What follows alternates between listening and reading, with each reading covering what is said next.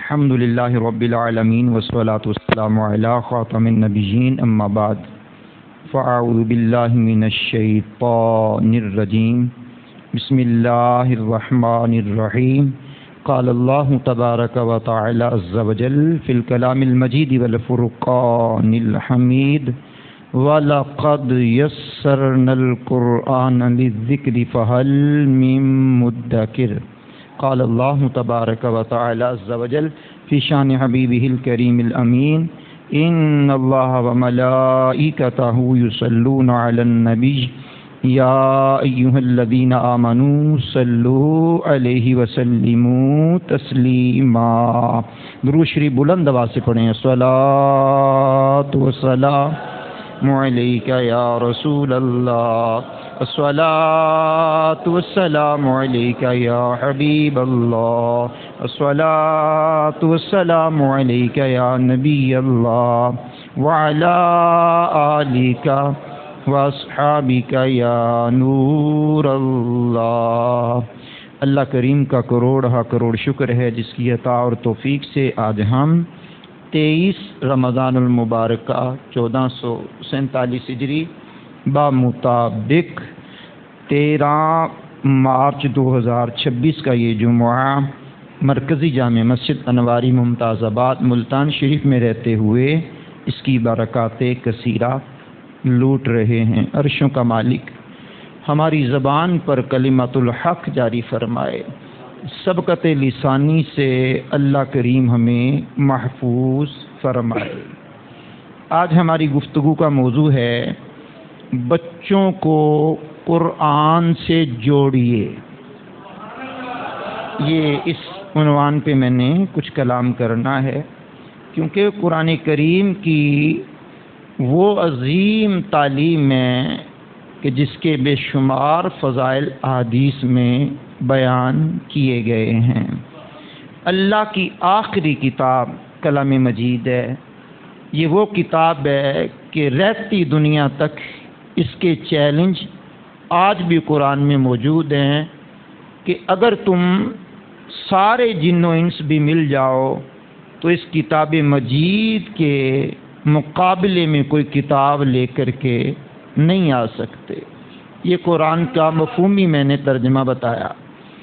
پھر قرآن کریم نے کچھ نرمی کرتے ہوئے کہا کہ چلو پوری کتاب تم نہیں لا سکتے، ایسا کرو کہ اس جیسی 10 صورتیں لے آؤ۔ کہا تم سے یہ بھی نہیں بن پڑے گا، اگر یہ بھی تم نہیں کر سکتے تو چلو اس قرآن کریم کی ایک سورت جیسی کوئی صورت لے آؤ۔ کہا تم یہ بھی نہیں کر سکو گے، پھر ایک مقام پہ کہا چلو اور آسانی کر دیتے ہیں، اس قرآن کی آیات کی مثل ایک آیت ہی لے آؤ۔ تو یہ باتیں قرآن کی حقیقت کو واضح کرتی ہیں۔ اب دنیا کے اندر کتنے فتنے اٹھ رہے ہیں لیکن اس چیلنج کا جواب آج تک بھی کوئی نہیں دے سکا، اور رہتی دنیا تک ان سے یہ جواب بن نہیں پڑے گا۔ اب چونکہ رمضان المبارکہ کا مقدس پاکیزہ مہینہ ہے، اس مہینے کے اندر مسلمان بالخصوص قرآن سے جڑ جاتے ہیں، لیکن بقیہ جو 11 ماہ ہیں اس سے ان کا رشتہ تھوڑا منقطع ہو جاتا ہے۔ یہ سمجھتے ہیں کہ شاید قرآن کریم رمضان ہی میں پڑھنا چاہیے۔ اچھی بات ہے، پڑھنا چاہیے، رمضان میں پڑھنا چاہیے، رمضان ہی میں نہیں۔ یہ ہی کو تھوڑا نکال کر کے 12 ماہ ہی میں پڑھنا چاہیے، یعنی یہ صرف رمضان ہی میں نہیں، رمضان میں تو خصوصی پیکیج ہے نا، شہر رمضان الذی انزل فیہ القرآن، رمضان کا وہ مہینہ جس میں قرآن اترا۔ تو قرآن کریم سے اپنے بچوں کا رشتہ جوڑنے کے لیے سب سے پہلے اپنے اندر اور اپنے بچوں کے اندر، اگر ٹیچر ہیں تو شاگردوں کے اندر، باپ ہیں تو بچوں کے اندر، بڑے بھائی ہیں تو چھوٹے بہن بھائیوں کے اندر، گھر کا کوئی سربراہ ہے تو اپنی ماتحت افراد و خواتین اور بچوں کے اندر قرآن کریم کی محبت کو پیدا کرے، اور محبت کو پیدا کرنے کے لیے سب سے پہلے بتایا جائے کہ قرآن وہ عظیم کتاب ہے جو اللہ کی کتاب ہے.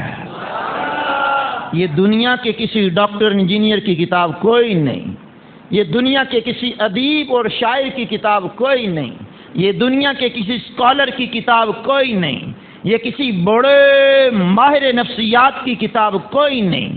یہ وہ عظیم کتاب ہے کہ جو اللہ نے نازل کی، جبریل لے کر کے آئے، حضور کے قلب اطہر پر اتری، صحابہ نے جمع کیا، اور قیامت تک اس کے ایک ایک لفظ کو محفوظ رکھنے کی ذمہ داری بھی اللہ نے لی ہے. تو یہ کلام ہے، یہ اللہ کا کلام ہے، حق ہے، سچ ہے. اللہ اکبر کبیرہ. نمبر 2، پھر یہ بات بھی ذہن میں بچوں کے بھی بٹھائی جائے اور اپنے آپ میں بھی یہ بات بٹھائی جائے کہ قرآن پاک کی محبت عین ایمان ہے. قرآن کریم کی محبت عین ایمان ہے.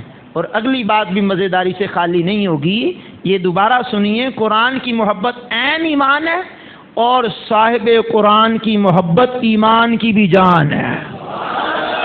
سیدی اعلیٰ حضرت عظیم البرکت عظیم المرتبت الشاہ امام محمد رضا خان رحمۃ اللہ علیہ نے بڑے خوبصورت انداز میں کہا تھا، اللہ کی سرتاب قدم شان ہے یہ، انسان نہیں کوئی انسان، وہ انسان ہے یہ، قرآن تو ایمان بتاتا ہے انہیں، ایمان یہ کہتا ہے میری جان ہے یہ. اللہ اکبر. تو ہم قرآن پر بھی ایمان رکھتے ہیں اور صاحب قرآن پر یعنی رسول اللہ پر بھی کامل ایمان رکھتے ہیں اور ان کی محبت کو ایمان کی بھی جان کہتے ہیں. بہرحال بچوں کو بتایا جائے کہ قرآن سے محبت عین ایمان ہے. پھر اگلی بات بھی فائدے سے خالی نہیں ہوگی جناب والا.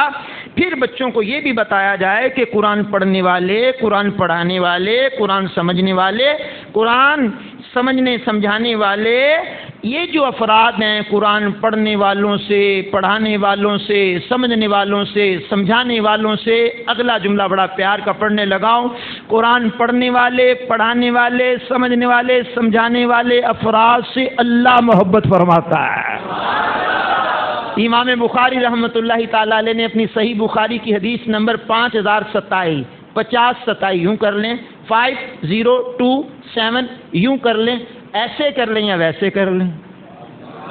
سبحان اللہ سبحان اللہ. تو امام بخاری رحمۃ اللہ تعالیٰ علیہ نے یہ 5027 نمبر حدیث کے اندر بیان کیا.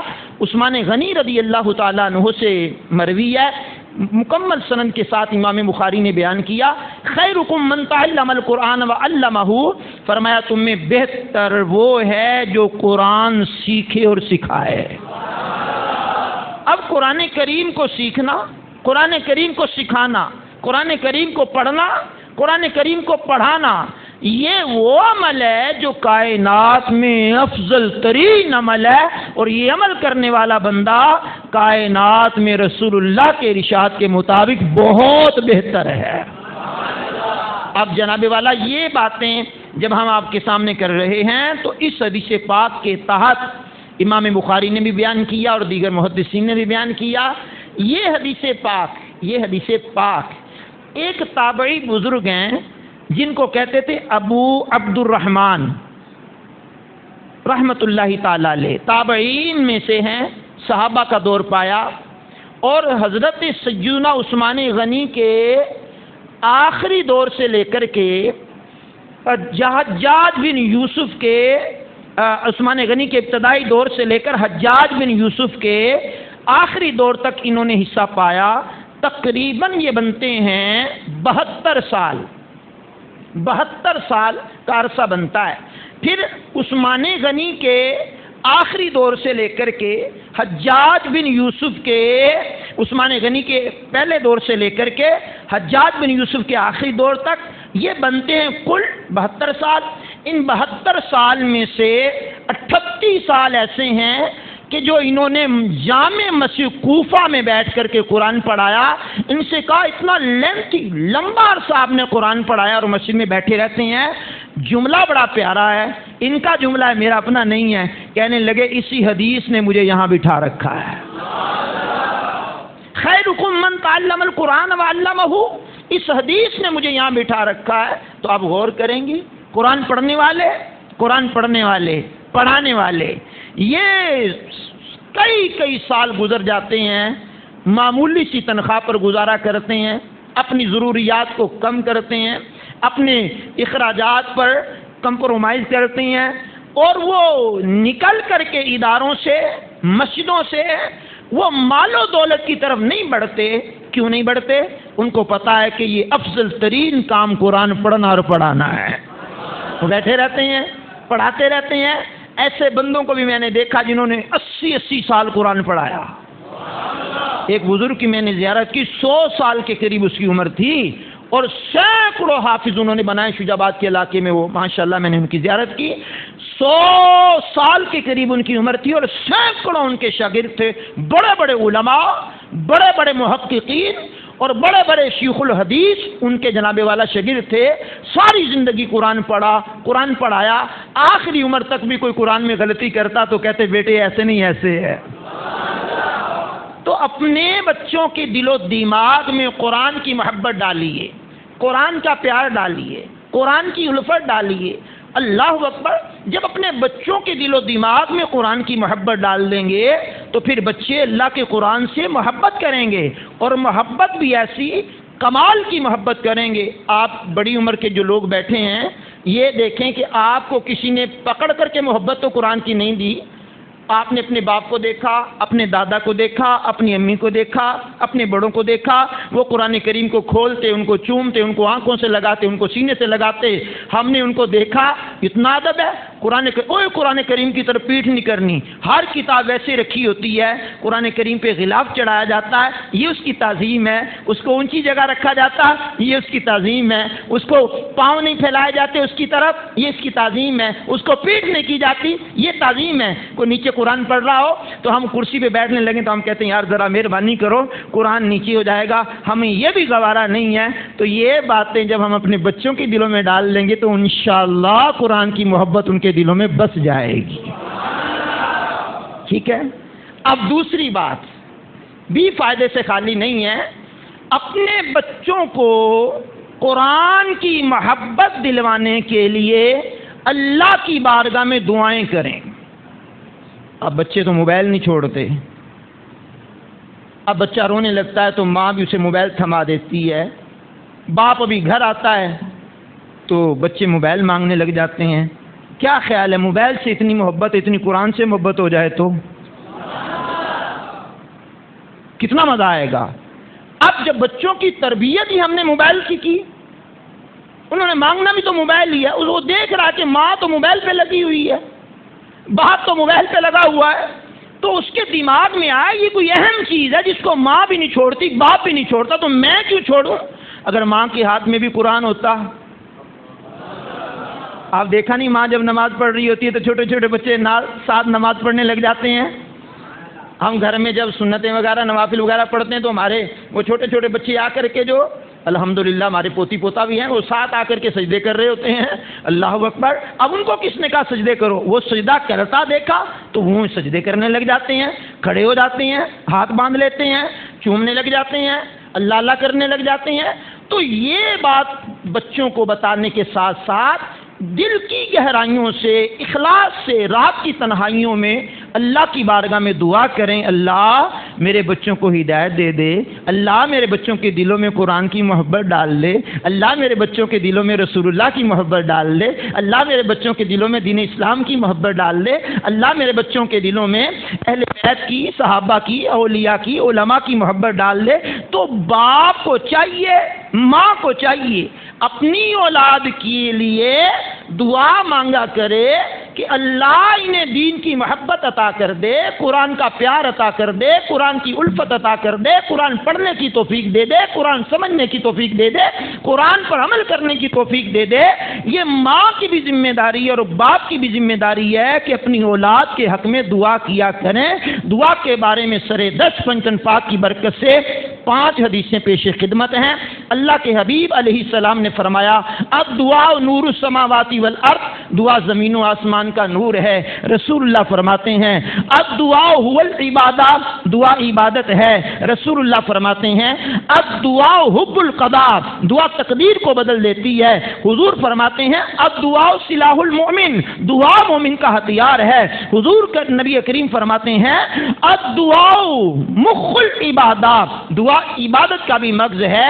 دعا زمین و آسمان کا نور ہے، دعا تقدیر کو بدل دیتی ہے، دعا مومن کا ہتھیار ہے، دعا عبادت ہے، اور دعا جو ہے عبادت کا بھی مغز ہے۔ مانگنی کس سے؟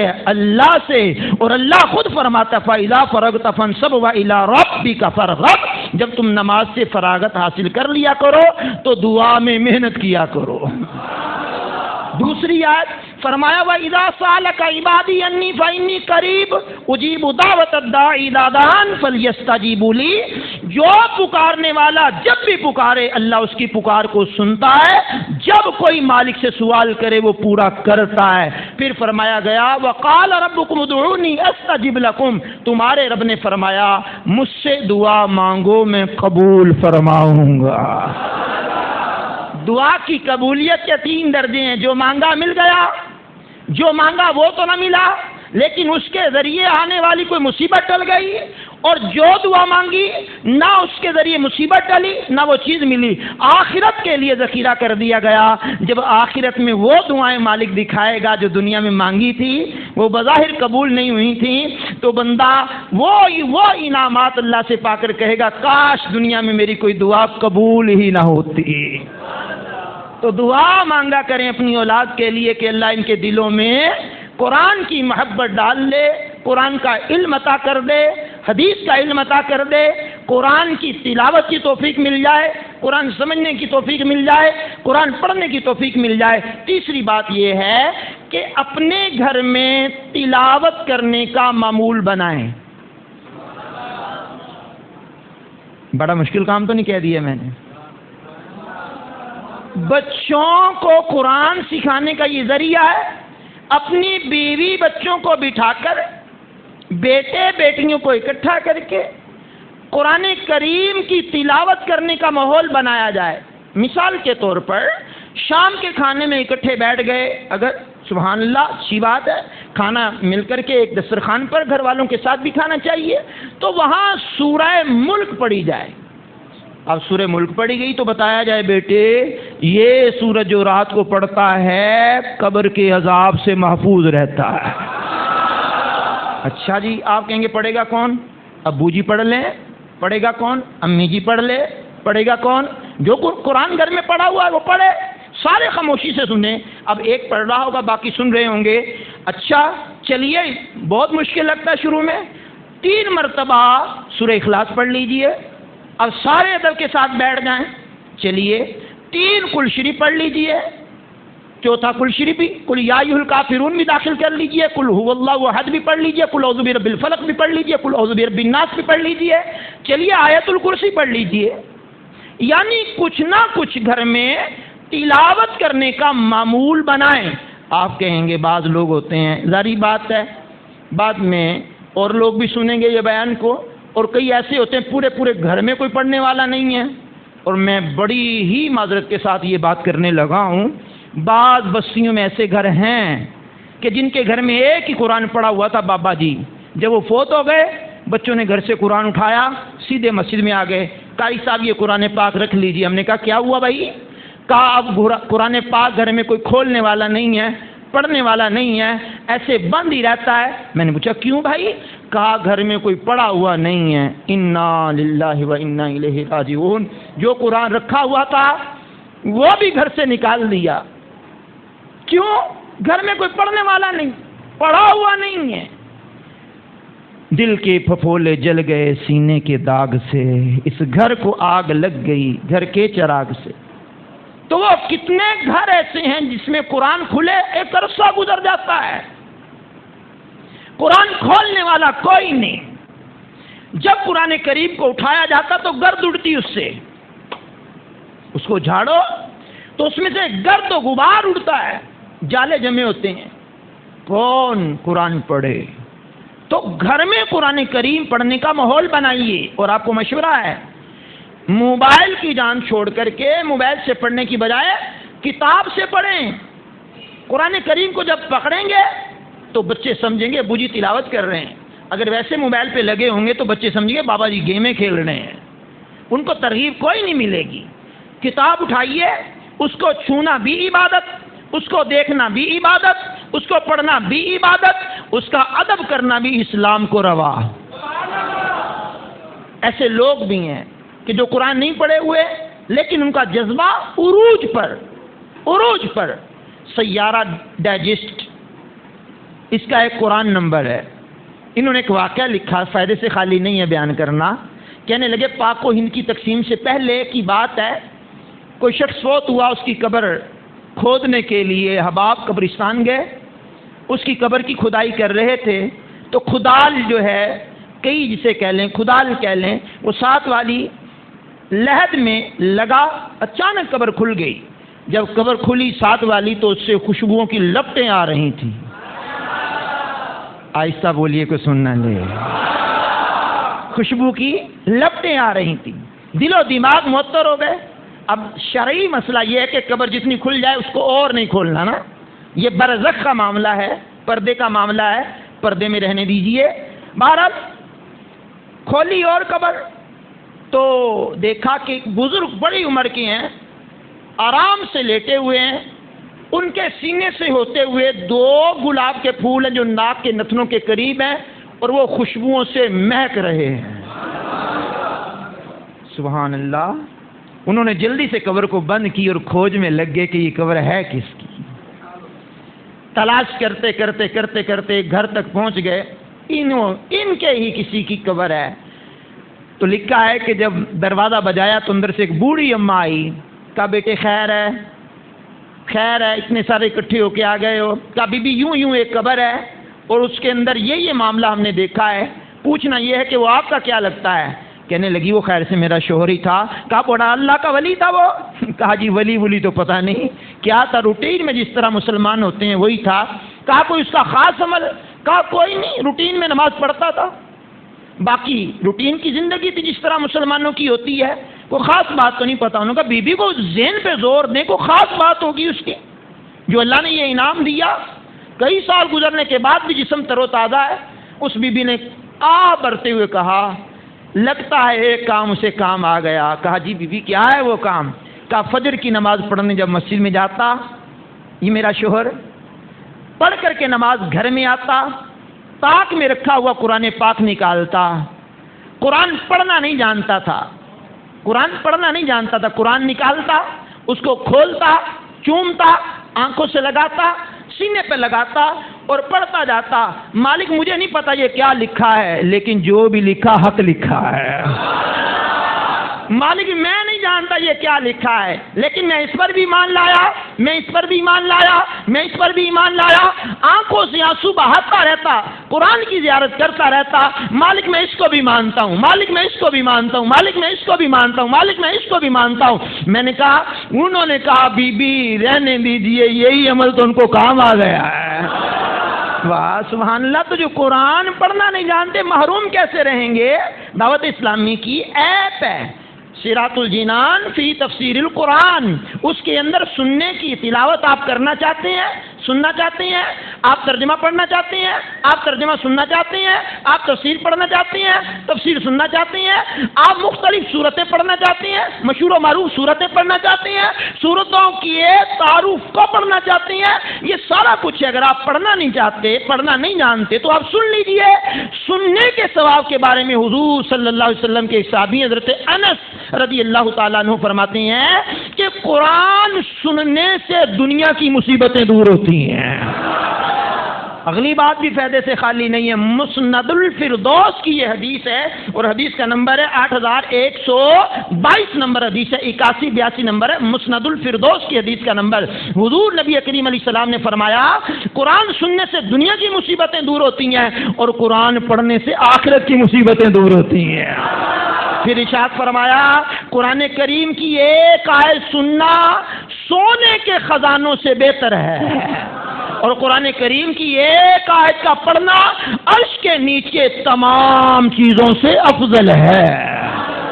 تو قرآن پڑھیے، گھر میں قرآن پڑھنے کا ماحول بنائیے، بچوں کے دلوں میں تلاوت کی فضیلت ڈال دیجیے، اور تلاوت کی فضیلت حاصل کرنے کے لیے، اس سے روشناس ہونے کے لیے، اس کو جناب والا سمجھنے کے لیے شیخ کامل امیر اہل سنت کا مختصر مگر جامع رسالہ تلاوت کی فضیلت بہت پیارا ہے، یہ اپنے ساتھ رکھیں، بچوں کو پڑھ کر کے سنائیں، بچوں کو بتائیں، سیکھیں۔ مختصر ہے، باہ والا لکھا گیا ہے شیخ کامل کا یہ رسالہ، بہت زبردست قسم کا رسالہ ہے، اس کو آپ مکتبۃ المدینہ سے ہدیۃً خرید سکتے ہیں، اس کے اندر تلاوت کی بہت زیادہ فضیلت لکھی ہوئی ہے۔ بہرحال دوسرا پوائنٹ میرا یہ تھا کہ گھر میں تلاوت کا ماحول بنائیں، اونچی آواز میں کہہ سکتے ہیں انشاءاللہ۔ بڑی مہربانی جناب، بڑی مہربانی جناب، بڑی مہربانی۔ تیسری بات یہ ہے کہ گھر میں قرآن کریم کا ماحول بنایا جائے، اور چوتھی بات یہ ہے کہ بچوں کو چھوٹی چھوٹی صورتیں یاد کروانے کا اہتمام کیا جائے۔ اچھا یہ ناراض نہ ہوئیے گا، میں ہاتھ بھی نہیں کھڑے کرواؤں گا اور نہ میں کہوں گا کہ کس کس کو یہ آتا یا نہیں آتا، ایسی بات کوئی نہیں ہے۔ آپ خود ہی غور کر لیں، آپ خود ہی اپنی ادا پہ کچھ غور کریں، ہم کچھ کہیں گے تو شکوہ ہوگا۔ تو آپ خود ہی غور کر لیں کہ پوری زندگی ہماری جتنی گزری ہے، اس زندگی کے اندر ہم نے قرآن کی کتنی صورتیں یاد کی؟ اچھا ایک سوال، دوسرا سوال بھی ایڈ کیجئے، پھر ان صورتوں کو ہم نے بار بار نماز میں کتنا پڑھا؟ پھر تیسرا سوال بھی ایڈ کیجئے گا، آئندہ کا کیا پروگرام ہے؟ پھر چوتھا سوال بھی ایڈ کیجئے گا، کیا یہ بھی تمنا ہے کہ میں قبر میں جا کے بھی قرآن پڑھوں؟ اللہ اکبر، اللہ اکبر، میں قبر میں جا کے بھی نماز پڑھوں؟ آپ کہیں گے قاری صاحب یہ کیسی بات ہے؟ تابعی بزرگ ہیں ثابت بنانی رحمۃ اللہ تعالی علیہ، حلیۃ الاولیاء و طبقات الاصفیاء کی دوسری جلد میں امام ابو نعیم اصفہانی جن کا انتقال ہوا 1030 ہجری میں، اللہ 430 ہجری میں انتقال ہوا اور 1447 ہجری چل رہی ہے، مطلب 1017 سال ہو گئے دنیا سے گئے ہوئے۔ انہوں نے حلیۃ الاولیاء و طبقات الاصفیاء کی دوسری جلد میں لکھا، ثابت بنانی رحمۃ اللہ تعالی علیہ تابعین میں سے ہیں، اور یہ بڑے ہی زبردست نماز کے پابند، قرآن کی تلاوت کرنے والے، جس مسجد کے قریب رہتے تھے اسے جامع مسجد کہا جاتا تھا۔ تحدیث نعمت کے لیے کہتے ہیں میں نے جامع مسجد کے ہر ستون کے پاس ایک ختم قرآن کیا ہے، اور جب یہ سفر کرتے راستے میں کوئی مسجد آتی تو نماز ضرور پڑھتے، نفل نماز، فرض تو پڑھنی ہے، ساتھ تلاوت بھی کرتے۔ کسی کے گھر جاتے تو کہتے مسجد بیت کدھر ہے؟ وہ مسجد بیت جہاں عورتیں نماز پڑھتی ہیں، گھروں میں نفلی نماز پڑھی جاتی ہیں، سنتیں وغیرہ پڑھی جاتی ہیں، مخصوص جگہ ہوتی ہے، گھروں میں بنائی ہوتی ہے لوگوں نے، تو وہاں جاتے، وہاں نماز بھی نفل بھی پڑھتے اور قرآن کی تلاوت بھی کرتے، سفر میں بھی قرآن کی تلاوت کرتے، اکثر تہجد میں دعا کیا کرتے، اللہ کریم اگر تو مرنے کے بعد بھی کسی کو نماز پڑھنے کی توفیق دے، انبیاء کے علاوہ، انبیاء تو ہے نا، انبیاء کے علاوہ توفیق کسی کو دی ہے تو مالک مجھے قبر میں بھی نماز پڑھنے کی توفیق ضرور دینا۔ جب ان کا انتقال ہوا، ان کو لحد میں اتارا گیا، اچانک سے وہ قبر کے معمولات کو سمیٹ رہے تھے، سلیں وغیرہ لگا رہے تھے، اچانک ایک سل گری، لحد میں گری، اٹھانے کے لیے جھک کر کے دیکھا تو ثابت بنانی قبر میں کھڑے ہو کے نماز پڑھ رہے ہیں۔ پھر حلیۃ الاولیاء و طبقات الاصفیاء میں امام ابو نعیم لکھتے ہیں جناب، کہا ان کی قبر سے اکثر و بیشتر جو گزرتا، ان کی قبر سے جو گزرتا تو ان کی قبر سے قرآن پڑھنے کی آواز آتی۔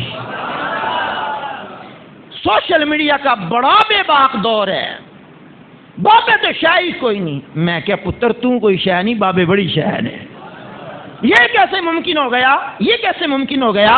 میں نے کہا بیٹے بات یہ ہے، رسول اللہ اپنے صاحب کے ساتھ جا رہے تھے، ایک جگہ پہ خیمہ لگایا تو سورہ ملک پڑھنے کی آواز آ رہی تھی، بظاہر کوئی بھی نہیں تھا، حضور نے فرمایا یہاں قبریں ہیں،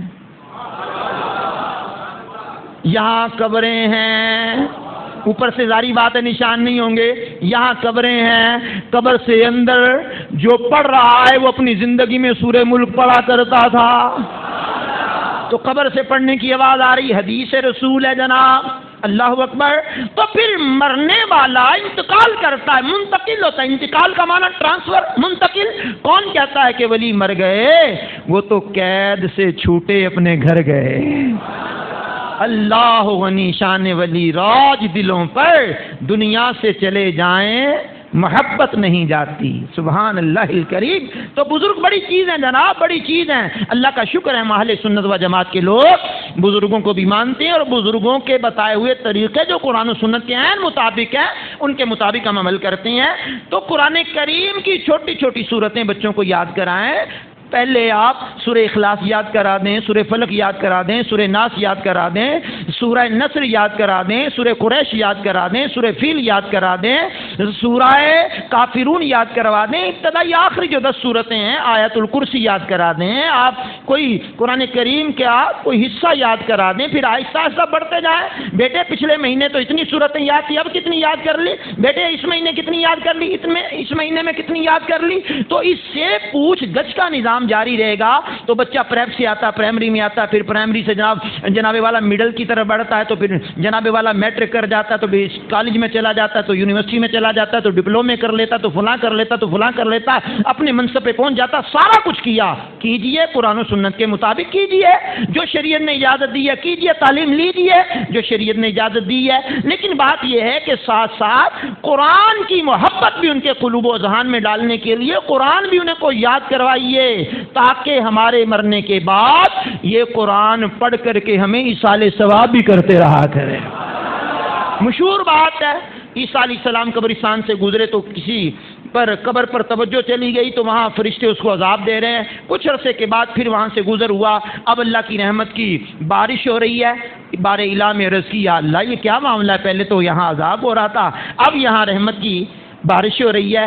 تو میرے روح اللہ علی نبی علیہ السلام سے کہا گیا، عیسیٰ بات یہ ہے، یہ مرنے والے نے اپنی بیوی کو حاملہ چھوڑا تھا، تو حاملہ بیوی نے بچہ جنم دیا، بچہ پیدا ہوا، جب بولنے کے قابل ہوا تو اس نے آج مکتب میں جا کے بسم اللہ الرحمن الرحیم پڑھی ہے، بسم اللہ الرحمن الرحیم پڑھی ہے۔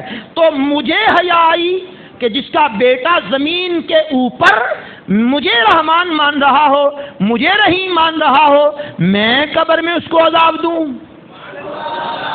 تو اس لیے بہتر ہے کہ بچوں کو قرآن کریم کا کچھ نہ کچھ حصہ یاد کروایا جائے۔ یہ چوتھی بات تھی۔ پانچویں بات یہ ہے کہ اپنے بچوں کو، اپنی فیملی کو، اپنے فیملی ممبران کو، اپنی بیٹیوں کو، اپنے بیٹوں کو، اپنی پوتیوں کو، اپنے پوتوں کو قرآن کریم کے سچے واقعات بتائے جائیں، قرآن کریم کی سچی سٹوری بتائی جائے، قرآن کریم کی سچی کہانی بتائی جائے۔ یہ کہانی ہے، میں نے کہا قرآن بھی تو کہانیاں بیان کرتا ہے۔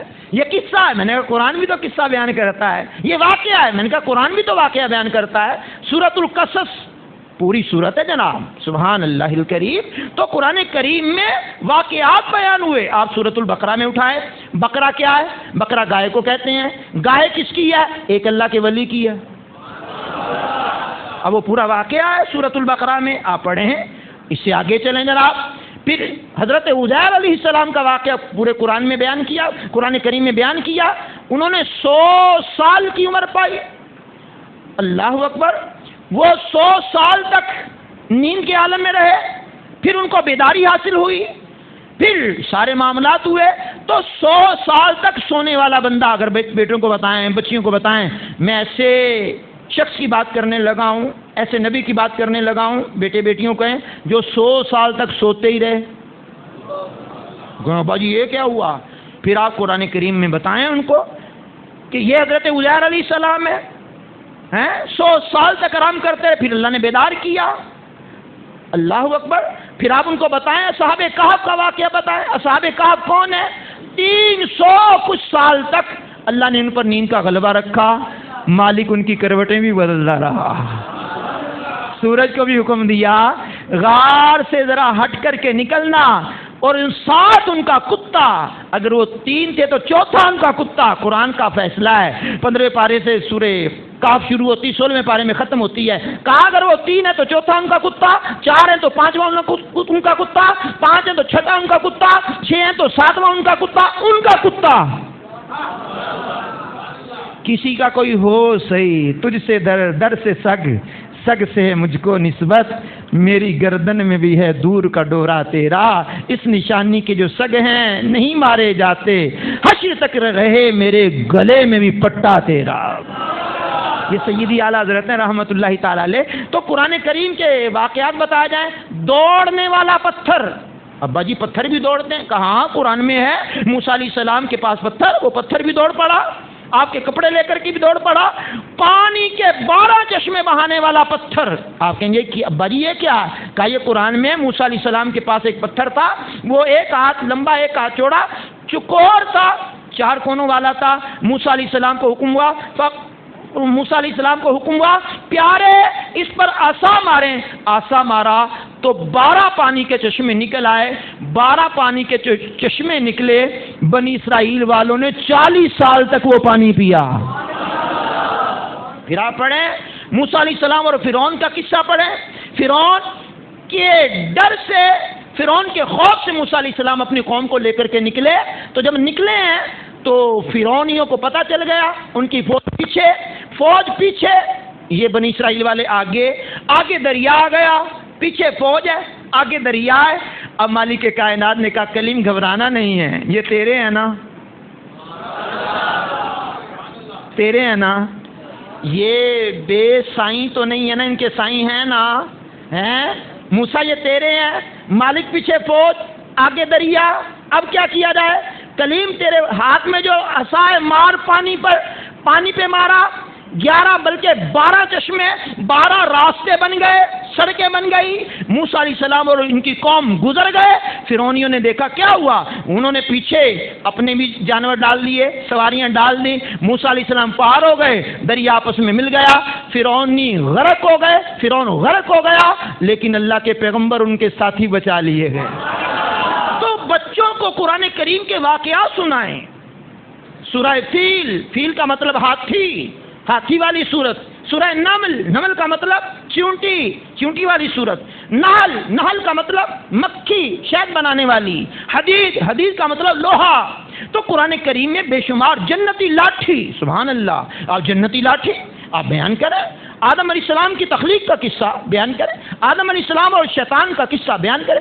آپ کے ہمارے پاس اتنا علم کہاں ہے؟ تو میں نے کہا یہ آسانی کر کے بتا دوں، اگر آپ نے یہ ساری باتیں پڑھنی ہو تو مکتبۃ المدینہ کی ایک کتاب ہے عجائب القرآن ما غرائب القرآن، یہ بڑی دلچسپ کتاب ہے، اس کو آپ پڑھیے، یہ قرآنی واقعات پر مشتمل کتاب ہے، ٹھیک ہے۔